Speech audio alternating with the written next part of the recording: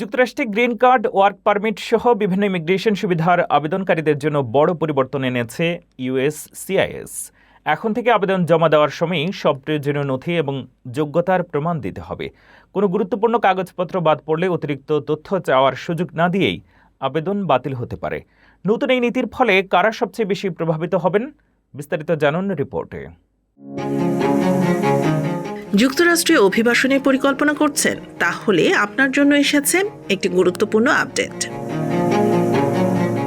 US citizenship and immigration services বা USCIS অভিবাসন সুবিধার আবেদন প্রক্রিয়ায় নতুন নীতিমালা চালু করেছে।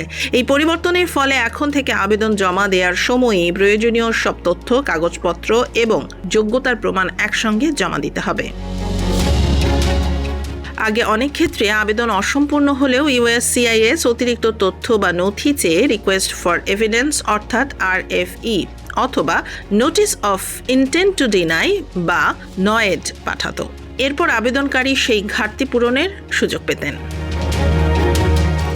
কিন্তু নতুন নীতিমালায় ইউএসসিআইএস কর্মকর্তারা চাইলে সেই সুযোগ না দিয়েই সরাসরি আবেদন প্রত্যাখ্যান করতে পারবেন যদি আবেদনের সঙ্গে প্রয়োজনীয় প্রাথমিক নথি বা যোগ্যতার প্রমাণ না থাকে।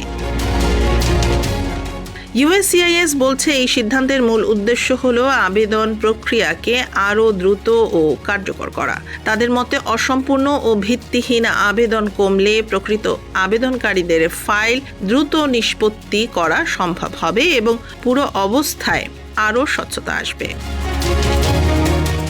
তবে একটি বিষয় মনে রাখা জরুরি, এই নীতির অর্থ এই নয় যে প্রতিটি অসম্পূর্ণ আবেদন সক্রিয়ভাবে বাতিল হবে। কোন ক্ষেত্রে কি সিদ্ধান্ত হবে তা সংশ্লিষ্ট কর্মকর্তারা নিয়ম অনুযায়ী বিবেচনা করবেন।